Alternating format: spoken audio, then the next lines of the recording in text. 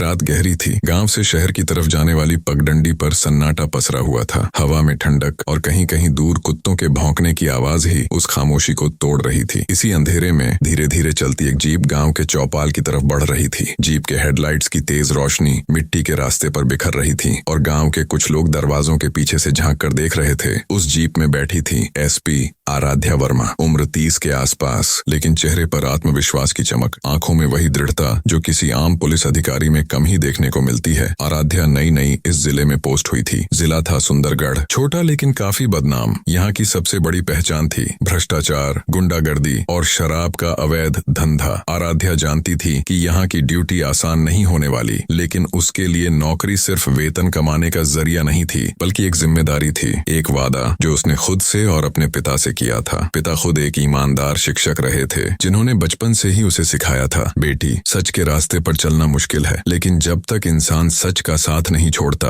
कोई ताकत उसे गिरा नहीं सकती। जीप गांव के बीचों बीच रुकी। चौपाल पर बैठे कुछ बुजुर्ग धीरे धीरे खड़े हुए। आराध्या ने बिना किसी औपचारिकता के सीधे मुद्दे पर बात शुरू की। यहाँ की सबसे बड़ी समस्या क्या है, उसने सवाल किया। गांव के सरपंच रामप्रसाद चौहान पहले तो हिचकिचाए, लेकिन फिर हिम्मत करके बोले, मैडम, यहाँ सबसे बड़ी दिक्कत है पुलिस का वसूली तंत्र। थानेदार और दरोगा लोग हर हफ्ते हमसे पैसे वसूलते हैं, चाहे किसी ने गलती की हो या न की हो। हर घर से पैसा जाता है और जो पैसा नहीं दे पाता उसका जीना हराम कर दिया जाता है। भीड़ में हलचल मच गई। कई लोग एक दूसरे की ओर देखने लगे, जैसे डर हो कि कहीं ये सब बोलने की सजा उन्हें न मिल जाए। आराध्या ने उनकी आंखों में वही डर पढ़ लिया। उसने सख्ती से कहा, जब तक मैं यहाँ हूँ किसी से जबरन 1 रुपया भी वसूला नहीं जाएगा, लेकिन इसके लिए मुझे सबूत चाहिए। आप लोग मदद करेंगे? गांव के लोग चुप रहे, कोई आगे आने को तैयार नहीं था। आखिर एक बूढ़ा आदमी जिसका नाम था हरिनारायण यादव कांपती आवाज में बोला, मैडम, सबूत तो है, लेकिन उन्हें दिखाने का मतलब है मौत को बुलावा। दरोगा शेखर सिंह और उसके आदमी बहुत खतरनाक हैं। उनके खिलाफ बोलने वाले की सांसें गिन ली जाती हैं। आराध्या ने मन ही मन ठान लिया कि अब इस खेल को खत्म करना ही होगा। उसने उसी वक्त तय किया कि वह शेखर सिंह को रंगे हाथ पकड़कर ही दम लेगी। अगले दिन एक नई योजना बनी। आराध्या ने अपने भरोसेमंद कांस्टेबल अनिकेत शर्मा को बुलाया और कहा, हमें यह साबित करना है कि दरोगा खुद वसूली करता है। इसके लिए हमें उसके साथ अंडरकवर जाना होगा और यह काम मैं खुद करूंगी। अनिकेत चौंक गया। मैडम, आप खुद? ये बहुत रिस्की है। आराध्या मुस्कुराई। अगर कप्तान ही डर जाएगी तो जवानों का मनोबल कौन बढ़ाएगा? उस रात योजना के मुताबिक आराध्या ने सादे कपड़े पहने और गांव के एक किसान के रूप में वेश बदल लिया। चेहरा दुपट्टे से ढक लिया और सिर पर टोपी डाल ली, कोई पहचान न पाए। इसके लिए उसने अपनी आवाज तक बदल ली। दरोगा शेखर सिंह हमेशा की तरह गांव आया। साथ में 2 सिपाही भी थे। वह ऊंची आवाज में बोला, सब लोग बाहर निकलो, इस हफ्ते का हिसाब दो, वरना गांव वाले डर के मारे एक एक करके बाहर आने लगे। कोई 200 रुपए दे रहा था, कोई 500, कोई मुर्गा, कोई अनाज। यह सब देखकर आराध्या के अंदर खून खौल उठा। तभी शेखर सिंह की नजर उस किसान पर पड़ी, जो और कोई नहीं बल्कि आराध्या थी। अबे, तू नया है क्या? तेरा क्या हिसाब है? आराध्या ने कांपने का नाटक करते हुए जेब से 100 रुपए निकाले और बोली, सर, बस इतना ही है। शेखर सिंह भड़क उठा। अबे, मजाक समझ रखा है क्या? चल डंडे खा, फिर समझ आएगा। वह हाथ उठाने ही वाला था कि तभी अचानक पास खड़े कांस्टेबल अनिकेत ने इशारा किया। उसी पल छिपे हुए कैमरे से सब रिकॉर्ड हो रहा था। आराध्या ने गहरी सांस ली और दुपट्टा हटाकर अपनी असली पहचान उजागर कर दी। रुक जाओ शेखर सिंह, तुम्हारे सारे सबूत मेरे पास हैं। अब तुम सीधा जेल जाओगे। यह देखकर पूरे गांव में सनसनी फैल गई। गांव वाले जो अब तक डर के साए में जी रहे थे, उनके चेहरों पर उम्मीद की चमक आ गई। शेखर सिंह गुस्से में बड़बड़ाने लगा, मैडम, आप मुझे नहीं पकड़ सकती। ऊपर तक मेरा हाथ है। बड़े अफसर मेरे दोस्त हैं। आप चाहकर भी मुझे कुछ नहीं कर सकती। आराध्या ने सख्ती से जवाब दिया, तुम्हारे ऊपर वाले चाहे कोई भी हो, लेकिन सच की ताकत सबसे ऊपर है और आज सच तुम्हें बेनकाब कर चुका है। तभी वहाँ जिला पुलिस बल पहुँच गया। शेखर सिंह और उसके दोनों सिपाहियों को हथकड़ी लगाई गई। गांव वाले तालियों की गड़गड़ाहट से गूंज उठे। पहली बार उन्होंने देखा कि कानून सच में उनके लिए खड़ा हो सकता है। लेकिन कहानी यहीं खत्म नहीं होती। ये तो सिर्फ शुरुआत थी, क्योंकि सुंदरगढ़ की धरती पर सिर्फ शेखर सिंह ही नहीं, बल्कि ऐसे सैकड़ों लोग थे जो भ्रष्टाचार और अपराध की जड़ बने हुए थे। आराध्या जानती थी कि असली जंग अब शुरू होने वाली है। सुंदरगढ़ के लोग अब राहत की सांस ले रहे थे। दरोगा शेखर सिंह की गिरफ्तारी गांव गांव में चर्चा का विषय बन गई थी। लोग कह रहे थे, पहली बार किसी अफसर ने हमारे लिए खड़े होकर सचमुच इंसाफ दिलाया है। लेकिन आराध्या जानती थी कि यह लड़ाई अभी लंबी है। शेखर सिंह तो बस एक मोहरा था। असली खेल तो उन लोगों का था जो पर्दे के पीछे बैठकर पूरे जिले को चला रहे थे। कुछ ही दिनों में एक नई समस्या सामने आई। जिले के अस्पताल से रिपोर्ट आई कि गांव देवगांव में एक साथ 8 लोग जहरीली शराब पीकर मर गए। यह खबर सुनते ही पूरा जिला दहशत में आ गया। परिवारों की चीखें, औरतों के रोने की आवाजें, बच्चों के आंसू आंसू, चारों तरफ मातम था। आराध्या उसी रात मौके पर पहुंची। गांव के लोग शवों के पास बैठे थे। एक औरत बिलख रही थी, मेरा पिया तो बस शाम को खेत से आया था, बोला थोड़ा आराम कर लूंगा, लेकिन अब कभी उठेगा ही नहीं। आराध्या के सीने में आग जल उठी। उसने शवों को देखा और मन ही मन कसम खाई, अब चाहे कुछ भी हो जाए, इस जहरीले धंधे को खत्म करना ही होगा। अगली सुबह उसने अपनी टीम को बुलाया। यह कोई छोटा मोटा धंधा नहीं है, जहरीली शराब बनाकर पूरे जिले में बेची जा रही है और इसके पीछे बड़े लोग शामिल हैं।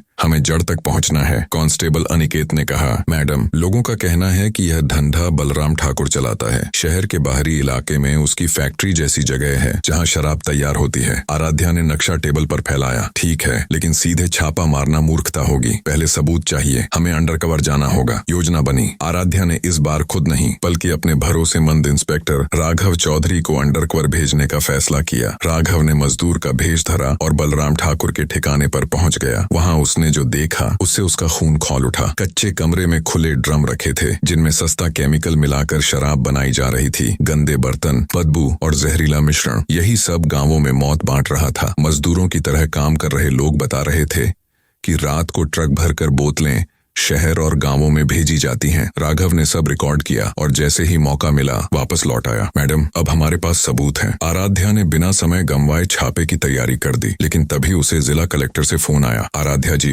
ये केस आपके बस का नहीं है, ऊपर से दबाव है। ठाकुर बहुत बड़ा आदमी है, आप ज्यादा दखल न दें। आराध्या ने फोन काट दिया। उसकी आंखों में गुस्सा था। जब तक मैं जिंदा हूँ किसी निर्दोष की जान ऐसे नहीं जाएगी। रात के अंधेरे में पूरी पुलिस टीम ने ठाकुर के ठिकाने पर धावा बोला। मशीनें जब्त की गईं, शराब के ड्रम फोड़े गए और मजदूरों को पकड़ा गया, लेकिन ठाकुर हाथ नहीं आया। सुबह अखबारों की हेडलाइन थी, एसपी आराध्या वर्मा की बड़ी कार्रवाई, जहरीली शराब का धंधा उजागर। पूरा जिला आराध्या के नाम की तारीफ कर रहा था, लेकिन ठाकुर गुस्से में तिलमिला रहा था। उसने अपने गुंडों को बुलाया और कहा, उस औरत को सबक सिखाना होगा, वरना बाकी लोग भी सर चढ़ जाएंगे। 2 दिन बाद जब आराध्या ऑफिस से निकल रही थी, तभी अचानक उसकी गाड़ी पर गोलियां बरसाई गईं। ड्राइवर घायल हो गया, लेकिन आराध्या बच निकली। पूरे जिले में खौफ फैल गया। लोग कहने लगे, अब ठाकुर और भी खतरनाक हो गया है, लेकिन आराध्या डरी नहीं। उसने उसी शाम प्रेस कॉन्फ्रेंस की और कहा, मैं डरने वालों में से नहीं हूँ। चाहे गोलियां चलें या धमकियां मिलें, मेरा मिशन रुकने वाला नहीं। ठाकुर, सुन ले, तेरे खेल का पर्दाफाश अब पूरा जिला देखेगा। गांव वाले तालियां बजाने लगे। औरतें कह रही थीं, आज पहली बार कोई हमारी तरफ से लड़ रहा है। आराध्या जानती थी कि यह सिर्फ पुलिस और अपराधी की लड़ाई नहीं है, यह विश्वास की लड़ाई है। अगर लोग डर के साए से बाहर नहीं आए तो जीत अधूरी होगी। इसलिए उसने गाँव गाँव जाकर जनसभाएं करनी शुरू की। आपकी चुप्पी ही अपराधियों की ताकत है। अगर आप साथ देंगे तो यह लड़ाई आसान होगी, वरना यह मौत का कारोबार कभी खत्म नहीं होगा। धीरे धीरे लोग जुड़ने लगे। महिलाएं आगे आईं। युवाओं ने वादा किया कि वे शराब नहीं खरीदेंगे। ठाकुर को यह सब बर्दाश्त नहीं था। उसने तय कर लिया कि अब सीधा आराध्या को खत्म करना होगा। अगली रात शहर के बीचों बीच उसने ऐसा जाल बिछाया जिसकी किसी को उम्मीद भी नहीं थी, और कहानी यहीं से असली मोड़ लेने वाली थी। आराध्या वर्मा अपने ऑफिस में केस फाइल्स देख रही थी। अचानक फोन की घंटी बजी। मैडम, खबर है कि बलराम ठाकुर आज रात बड़े पैमाने पर जहरीली शराब की खेप भेजने वाला है। जगह है पुरानी मिल के पास का गोदाम। ये सूचना सुनते ही आराध्या उठ खड़ी हुई। उसने तुरंत अपनी टीम को इकट्ठा किया। आज रात ये खेल खत्म करना ही होगा। ठाकुर को हर हाल में पकड़ना है। टीम ने तैयारी शुरू की, लेकिन आराध्या को अंदर ही अंदर अंदेशा था कि यह जाल हो सकता है। ठाकुर इतना चालाक है, वह सीधे हाथ नहीं आएगा। रात के करीब 11 बजे पुलिस की गाड़ियां चुपचाप पुरानी मिल की ओर बढ़ी। चारों तरफ अंधेरा था और मिल के आसपास सूना इलाका। इसी दौरान पुलिस मुख्यालय में आराध्या वर्मा अपनी टेबल पर झुकी बैठी थी। सामने ढेर सारी फाइलें रखी थीं, जिनमें महीनों से इकट्ठा की गई जानकारियां भरी थीं। उसकी आंखें थक चुकी थीं, लेकिन मन का जोश अभी भी अडिग था। तभी अचानक फोन की घंटी बजी। मैडम, दूसरी ओर से आवाज आई, खबर पक्की है।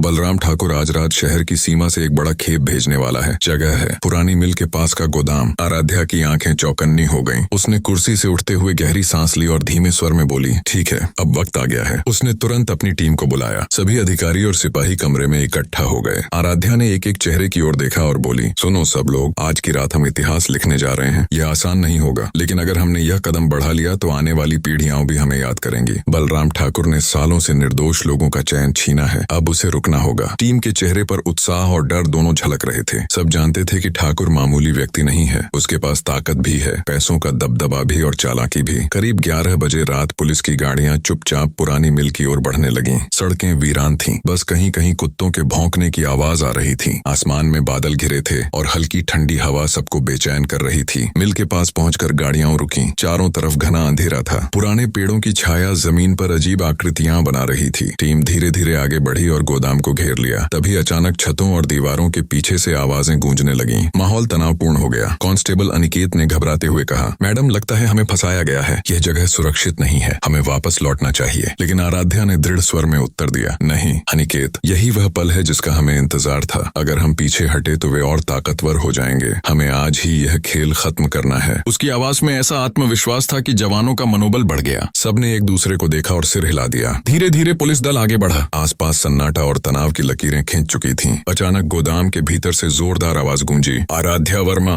अगर हिम्मत है तो अकेले अंदर आओ, तुम्हें आज यहीं रुकना होगा। टीम के कई सदस्य चौंक उठे। वे जानते थे कि यह आवाज ठाकुर की है। मैडम, अकेले अंदर जाना ठीक नहीं है, सिपाही राहुल ने कहा।